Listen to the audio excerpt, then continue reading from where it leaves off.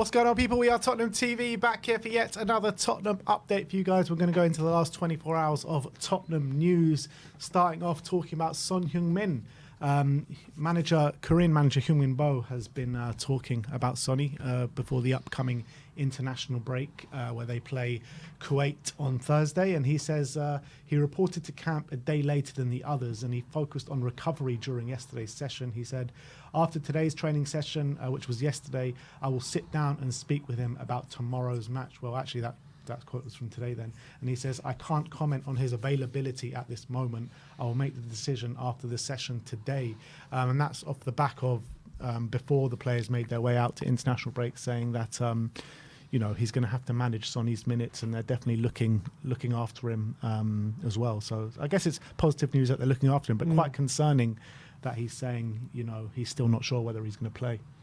Well, he said before, when you mentioned, he said he has to manage Son, he was going to judge or make the decision on how many minutes Son gets, depending on how many minutes he gets for Spurs over, the subsequent games. And since then, he played obviously 45 against Galatasaray. He played 55 against Aston Villa, and then I think he played all 90 against Ipswich.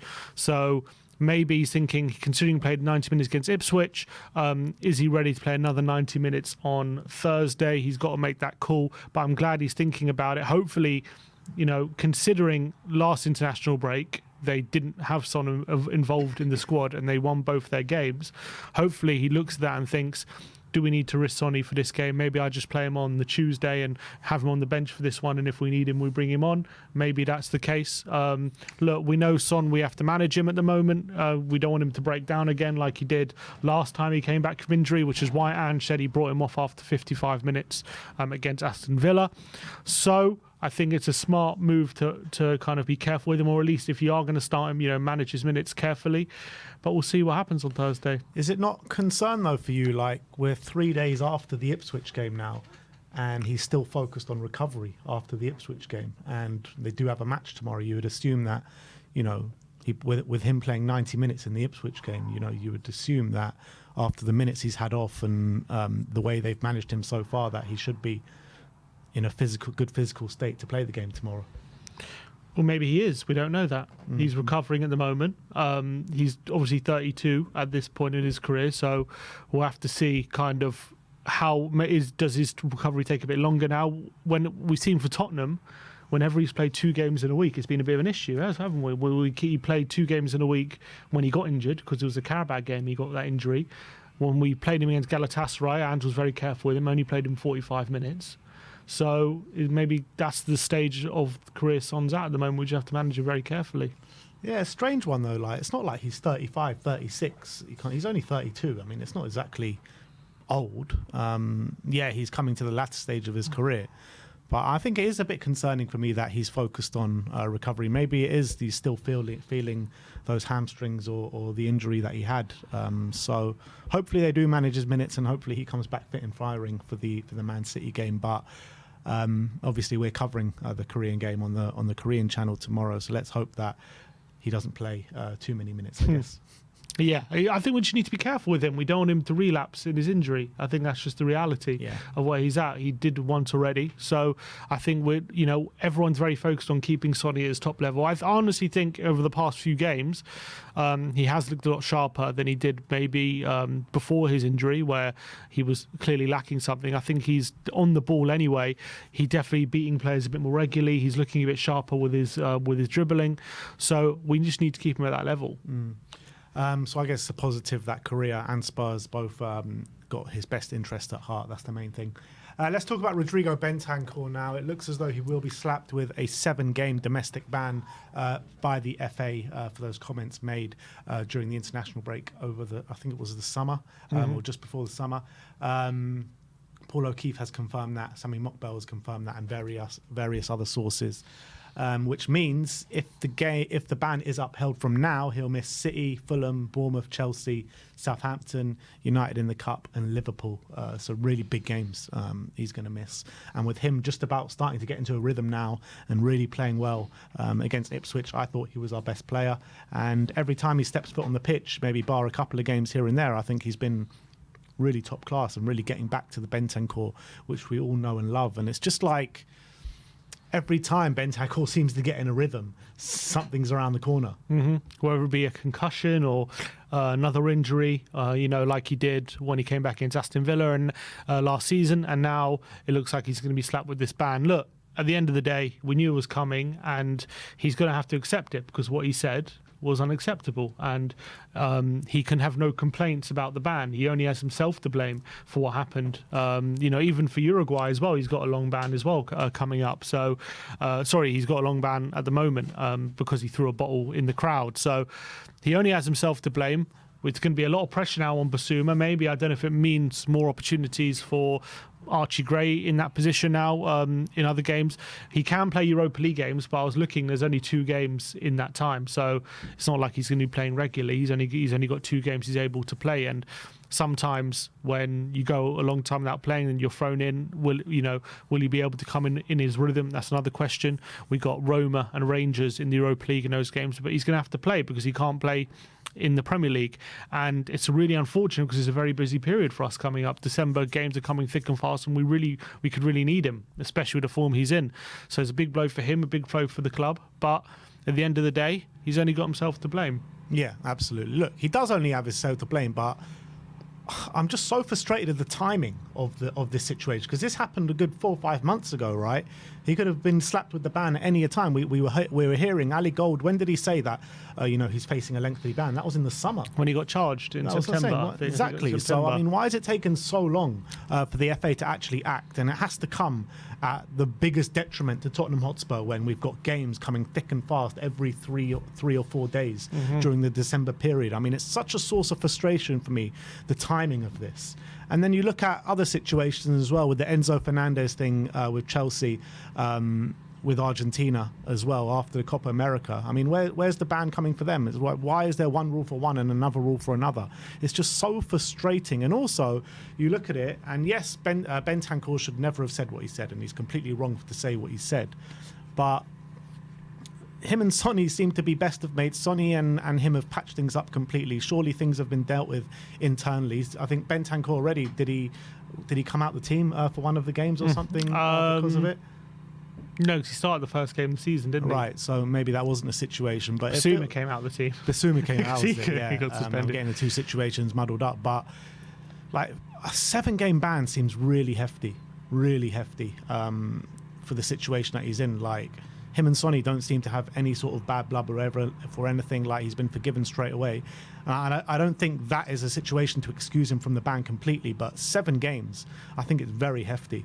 It is a hefty ban. I do think it's a bit excessive. But as I say, he gave the FA an opportunity to do that with what he said, and maybe they're making an example of him. And whether we like it or not, he's going to have to accept it. And I think the reality is, when you leave yourself open for that kind of ban, for the words you use, as much as it probably is a hefty ban and 7 games is probably excessive, there's still no excuse for what he said. And regardless of whether Sonny forgives him or not, he left himself open for that charge. And I agree, Enzo, did something probably, just as bad or worse with what he did, but I don't know why he's not been banned, but I guess the FA don't have jurisdiction when he's on international duty, and there was a whole kind of debate, did Bentancur do it on international duty, or was he part of the Tottenham squad when he said those things, because technically he hadn't joined up with the squad, all these different kind of technicalities that didn't go his way. He was on his way to join up with the squad. Where all these things that didn't, all these technicalities that fell into the favour of FA being able to charge him.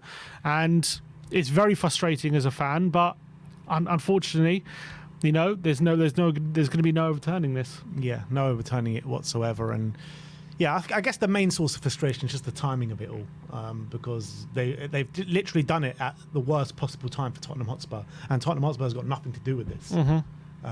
So that's the situation. Yeah, but Bentancur, he's the one being punished, and I know it's not good for Tottenham, but if you should be frustrated with anyone, it should be Bentancur. Look, I am frustrated with Bentancur, and I said that at the time, that it's something that he should never have said, and he should be getting a ban First of all, 7 games is hefty, and the timing of it. The timing of it is the main thing. Like, if they would have done it at the start of the season when, we're playing a game a week and it's not so pressured. Yeah, we don't get to decide when he gets banned. Yeah, the FA do, and they've done it, at literally the worst time for Tottenham Hotspur, when they've had literally 4 months to do it. They charged him. I don't know how long these proceedings usually take. I don't know. I don't know what their processes are. I don't know if they're doing it punitively to do it at the worst time, or this is just how long these things take. But unfortunately, that's the situation. We've got to front it up.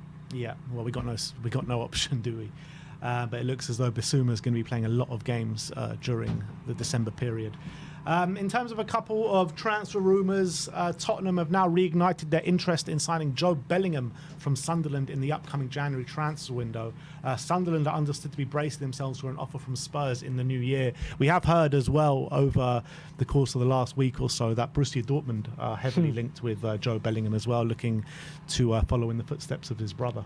Bring him in. Those Bellingham genes are strong, that's for sure. And he's been doing really well for Sunderland. Yeah, I mean, I don't know if he's the midfielder we need, but he's obviously an exciting talent, as you say, doing very well for Sunderland, who are top of the Championship right now. He's clearly going from strength to strength.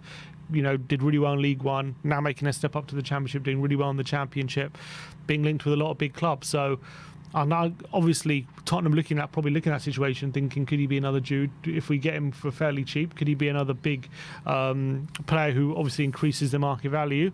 But then again, we have a lot of promising youngsters right now. Do we need to keep adding to that, or is it time to go and not keep adding to those youngsters and start thinking about how to improve the first team? I mean, that's a conversation for another time, I guess. Well, yeah, you know how I feel about that situation, and I want to bring in proven players that can come in and make a difference now. But if you are going to sign youngsters, I think you can do a lot worse than Joe Bellingham. There's another one saying, give me sport reporting that Andy Diouf, who signed for Lens, from Basel in July 2023 for £11.5 million. It's the subject of interest from Tottenham, Crystal Palace and West Ham, with all 3 London sides considering making a bid for the Frenchman this winter. And apparently he's having a very good season out in the French league this season. I don't know too much about him. You don't know him? Don't know him. Was he a box-to-box attacking midfielder? I don't know what he is. I believe he's a CDM. CDM, what, number 6? Again, we're linked to all these wrong. number 6s, and I just think we're going to go for Cardozo. Yeah. So I think maybe these are contingency plans unless we're not convinced with Cardozo. But right now, I think Cardozo's at the forefront of our minds. That's what I think. Yeah, I agree with that. But it is odd that we're getting linked to these CDMs left, right, and centre at the moment from all these different. Is it? I mean, leagues. how many centre backs did we get linked to last year? We didn't sign any of them. You know what I mean? Yeah, we signed Dragoshin. No, that was January. I'm saying the summer. Yeah, got all these links to left back. I know we should have, but I'm just saying, just because all these links doesn't mean we're close or any of it's true. Yeah. No, I was about to say, I think it's more like, as I've said on previous updates, I think it's more lazy journalism than anything else. Because I agree with you. I think Johnny Cardozo, if he carries on this trajectory that he's going on this season, he's there for 25 million. And you won't get anyone better for that price. And that's the way Levy's going to look at it. Definitely. I think it's smart to have contingency plans. If we look at Cardozo at the end of the season and think, actually, he's not quite right for us and we want to go in a different direction, you don't want to just start from that point and think, okay, now who do we look at? You want to have a list of players who you might like instead of him. But I think right now, I definitely think the plan is for Cardozo to come.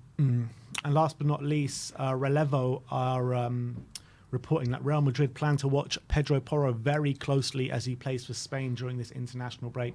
The club really like the player, although they know that any possible negotiation would not be straightforward due to the long contract and Tottenham and Daniel Levy's tendency to be a very tough negotiator.